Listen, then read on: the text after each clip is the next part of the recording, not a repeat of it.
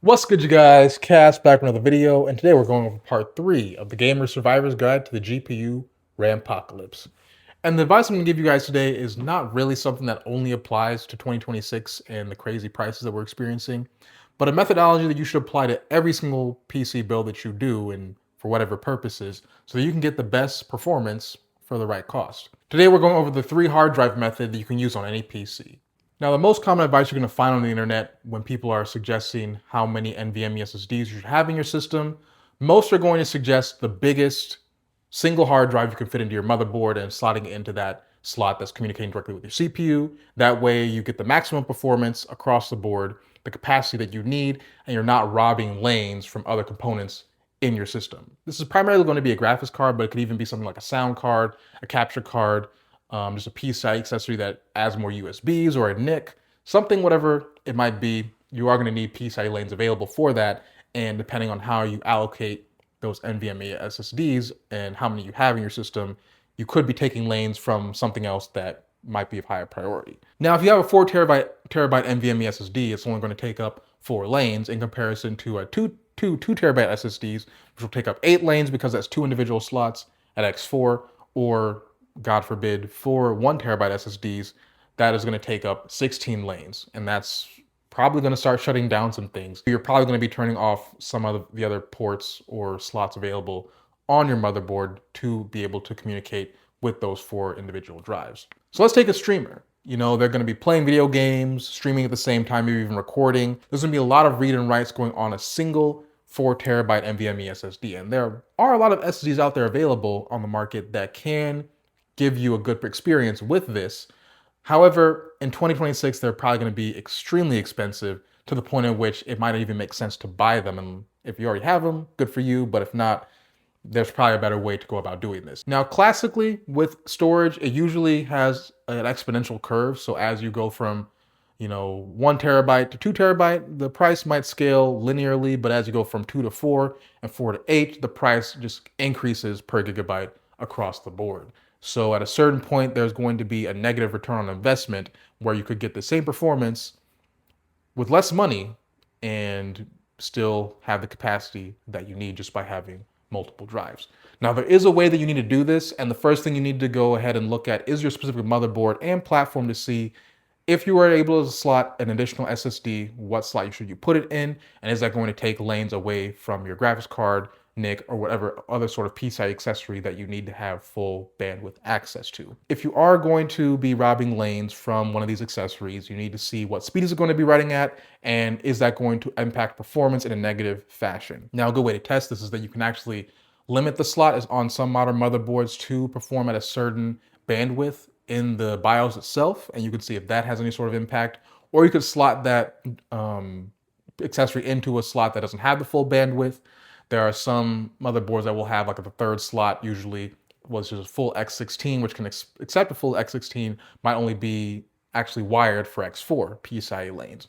And then you can see how the performance is going to scale on your system. Now, I do have one system that I actually do have one giant 4 terabyte SSD on, and that is my FX 9590 gaming PC, because I have 2 GPUs in there, and the SB950 chipset is able to support 2 of the X16 slots at the full bandwidth of PCI X16 2.0, which translates to the same bandwidth as 3.0 X8. If I was to throw an additional M.2 into that third PCIe slot, I am now cutting my second PCIe slot where I have my second graphics card to X8 PCIe 2.0 speed, which is the same as X4 PCIe 3.0 or X2 PCIe 4.0. Essentially, I have cut the bandwidth almost in a quarter of what, or even like an eighth of what that graphics card really is expecting to perform at its maximum capacity when it's a Gen 4 X16 accessory. So there are certain use cases where that does make sense, but again, this is such an old platform where I had to go down that route to get the maximum performance. On an average system, you're not going to run into this sort of issue. On a modern PCIe 5.0 system, you could probably run your graphics cards, any sort of modern graphics card, at PCIe 5.0 X4 and still have really good performance across the board. Again, this is the same as PCIe 4.0 X8. And the way the graphics cards just generally work, especially for video games, that bandwidth isn't necessarily going to be as beneficial to you as in comparison to other workloads. And obviously look at your workload and see if that bandwidth is necessary for you or not before you go ahead and plunge to make this decision. Now, once you get that settled in and you have made a decision whether or not, you can go ahead and pick your second and third SSD. If you have the ability to slot in an additional M.2, go for it. That's probably the best way to get the most performance. If not, and it's not necessarily worth it, you probably want to start looking at SATA-based storage, which I know a lot of people might be scared of SATA-based storage in 2026 because it's so ancient and old, but it still has its place, especially in the 3 hard drive method. Now, what is the 3 hard drive method? I've kind of gone on a tangent and a lot of prerequisites. The 3 hard drive method is where you have a boot drive, a big program drive or a game drive, and then a scratch/archive drive. I'm giving them different names because it could be different versus a gaming PC versus a workstation. Now, the boot drive is just exactly what it sounds like. It's supposed to run Windows or Linux or whatever operating system you're going to be running on it at a given time. And it's supposed to just be doing that. You can have some basic programs like your web browser, Discord, any other sort of small program. But you want to keep this drive relatively clear, not go above like 30 to 40% allocation at a given time. If you are filling this drive up to like 80 or 90%, that's when you're going to start seeing a degradation in performance. And you can get away with not having a DRAM SSD, which has that DRAM cache, and you can go with a DRAMless SSD if you go with the 3 hard drive method, because if you keep it a little bit on the lower side as far as capacity, sometimes it will use system memory or the NAND flash itself as that cache, and that will give you still relatively decent performance across the board. Once that SSD starts getting a little bit more filled up, that's when you're going to start feeling the experience of slowdowns and lag in your system. Now, the second drive is going to be your big game drive or just program drive in general. This is where you're going to have your Steam library or all of your professional programs installed. You're going to want to have this drive dedicated specifically for those programs. And it could even be a hard drive depending on what you're doing, because if that hard drive is just running a program and nothing else whatsoever, there's going to be a lot of fragmentation going on. There's going to be a lot of miscellaneous things running in the background that's slowing down this hard drive. That hard drive is going to know exactly what's on there because it's simple in a very basic file system, and there isn't a bunch of other things going on in the background that's going to slow down the drive in general. Especially with the amount of money you could be saving going with the SATA-based storage, you're going to get the best benefit of still having a fast system. You're going to have the benefit of having the full allocation to your accessories, and you're going to have the benefit of not spending a lot of money. And then finally, we have the archive/scratch drive. This is the drive where you're going to have, your big archived video footage. You could be saving your files to here, your big files, whether it's video recordings, specific programs, photos, whatever it might be. This is where you're going to be storing it on this additional drive. No programs installed on this drive whatsoever, just basically like a giant thumb drive where you just have nothing but files and just store data on there. Now, if we take that same example of live streaming, you're going to have your Windows or whatever operating system you have running on your boot drive directly to your CPU for the ultimate amount of latency and performance. You're going to have your game running off a separate drive, so it's not going to get slowed or bogged down by your operating system or other programs running in the background. And you're going to be writing to a separate drive on top of that, so that way you're not stressing the controller on your SSD or hard drive or what have you at the same time as it's running separate tasks. Now, the savings start stacking up on top of themselves, especially now in 2026, because your third drive is not going to need nearly the same amount of read and write speed and overall performance as your second drive, which is not going to need the same amount of performance as your first drive. You're going to want your boot drive to be the fastest, but again, if you only have Windows running on it, you can get away maybe with like a 1 terabyte or even maybe a 500 gigabyte SSD just to run Windows or whatever operating system you have. It is also a caveat to say that sometimes 500 gig versions of NVMe SSDs have less performance than the 1 terabyte versions. So I would say at least go for like that 1 terabyte option, but those SSDs still have relatively decent prices. You can get them on the used market for maybe around $100. The new market, anywhere from like $120 to $150 for a Gen 4, or even maybe even a Gen 5 1 terabyte NVMe SSD. When you start getting to 2 terabytes or 4 terabytes, that's when the prices really start getting insane. And then for your second drive, you could get away with a SATA SSD. You're just playing some video games. The load time is still going to be relatively quick and relatively sharp.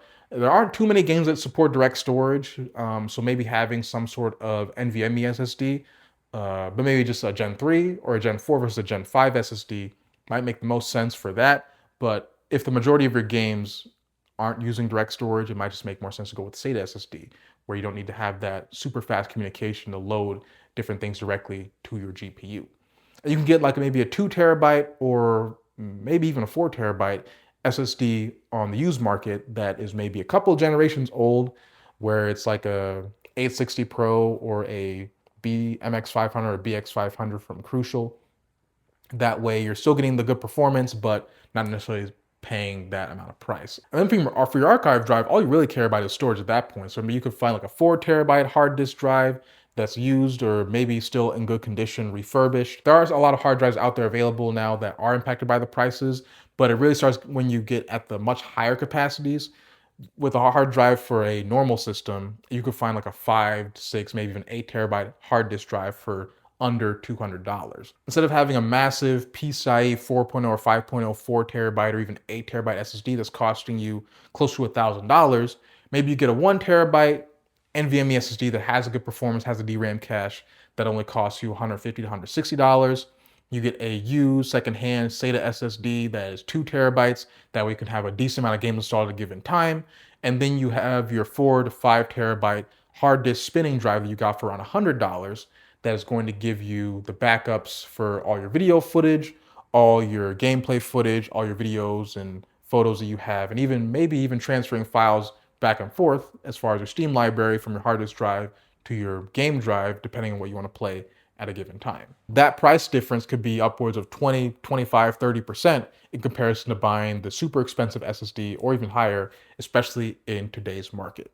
So overall, if you do it right and you do it correctly, the 3 hard drive method can be very beneficial for both saving money, but also getting you the exact same perceived performance across the board to where you're not going to feel any sort of slowdowns in your system, and you're still going to get everything that you need, both in performance, capacity, and it's going to be at the right price. Okay, so I'm actually on my workstation right now. I'm going to go ahead and pull up the File Explorer just so I can show you guys exactly what I'd use for my specific 3 hard drive method. Now I'm using all M.2 SSDs just because at the time when I built this, prices weren't super insane. But as you can see, this is how I have it set up. So my main boot drive is 2 terabytes in storage size, and then I have my scratch drive and then my recording drive. In my recording drive, I have all my archive folders where I have old videos that I've zipped in the recording zip folders and have a whole file system as far as different things that I'm not currently need access to right now. Scratch drive, you can see my last couple of videos that I've gone ahead and edited. This is where I keep all the actual video footage files. And this scratch drive is only 1 terabyte in storage. And I'm only going to be using this because once it starts getting filled up, I'm going to just then start transferring files over to the recording drive to free up space here. So this is going to be used for a lot of read and write speeds. And then just my boot drive. Again, I could have gotten away with swapping it around, but I actually got this. I think it's a PNY 2 terabyte, and it's good for just a sustained long use case as far as like a lot of read and writes. So the lifespan will be really good. So that's why I made that my boot drive. Again, I bought this whenever the prices were still somewhat normal, so that's why I have this. But in the workstation, like I said, this is where the main products are. So I don't really need that much storage because as it starts filling up, I can then transfer it to my archive drive. And then as you can see here, I have plenty of storage to keep any of my big programs installed in here as well. So you can kind of set this up. Obviously, if you had this as a gaming PC, this will probably be switched. You would want the 1 terabyte as your main system drive, and then the 2 terabyte drive is your game drive, because games are going to take up a lot more space than a lot of these projects, and you're not going to be transferring back and forth as often. But the same methodology carries through the entire way. In addition to that, I actually have an external hard disk drive. So let me just power that on right now. I combined some older M.2s into a JBOD, so now I have another 4 terabyte mobile recording drive, as you can see popped up right here. And I just have even more archived video footage here because I do sometimes record things on my gaming PCs and transfer it over. So this is where I have that as well, just to show you that. But this would also function as additional storage for the recording drive. So that's all I got for this video, guys. Again, try to employ the 3 hard drive method. There's a lot of different ways you can get around the negatives of just having one giant SSD or multiple NVMe SSDs in your system where you're robbing lanes. This is the best way to go about doing it. That's all I got for this video, guys. Hope you enjoyed, and I'll catch you in the next one.